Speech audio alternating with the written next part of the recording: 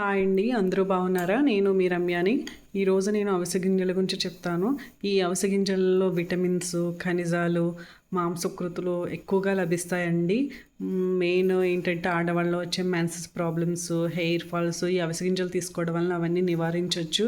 దీంట్లో ఉండే anti oxidant వల్ల మనకి రోగనిరోధక శక్తి బాగా పెరుగుతుంది. మన ఒంట్లో ఉండే చెడు కొలెస్ట్రాల్ పోయి మంచి కొలెస్ట్రాల్ పెరగాలంటే ఈ అవిసె గింజలు బాగా ఉపయోగపడతాయండి. అంతేకాదు గ్యాస్ ట్రబుల్ ఉన్న వాళ్ళకి కూడా ఈ అవిసె గింజలు బాగా ఉపయోగపడతాయి. మనకి దీన్ని నానబెట్టి తినాలి అంటే ఎవరు బాగా తినరు, ఎందుకంటే అది జిగురు పదార్థంగా ఉంటుంది కాబట్టి పిల్లలు కూడా యాక్సెప్ట్ చేయరు. సో మనం ఏం చేయాలంటే ఈ అవిసె గింజలను బాగా వేపుకొని దాన్ని పౌడర్ చేసి మనం రోజు కర్రీస్ వండుతాం కదండి, దాంట్లో ఒక స్పూన్ యాడ్ చేసుకుంటే చాలా హెల్తీగా ఉంటుంది.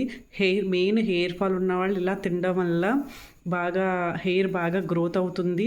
మనం ఒకవేళ కర్రీలో కాకపోతే ఇది మనం పౌడర్ చేసుకుని డబ్బాలో స్టోరేజ్ చేసుకోవాలి. ఈ స్టోరేజ్ చేసుకున్న పౌడర్ని మనం కర్రీలో కాకపోతే ప్రతిరోజు నైట్ పడుకునే ముందు గోరువెచ్చని నీళ్ళతో ఈ పౌడర్ ఒక స్పూన్ పౌడర్ వేసుకుని నీళ్ళు తాగేసి పడుకోవాలి. ఇది వేసుకున్న తర్వాత ఎటువంటి పదార్థం తినకూడదు. దీనివల్ల చాలా మనకి బెనిఫిట్స్ చాలా ఉన్నాయండి.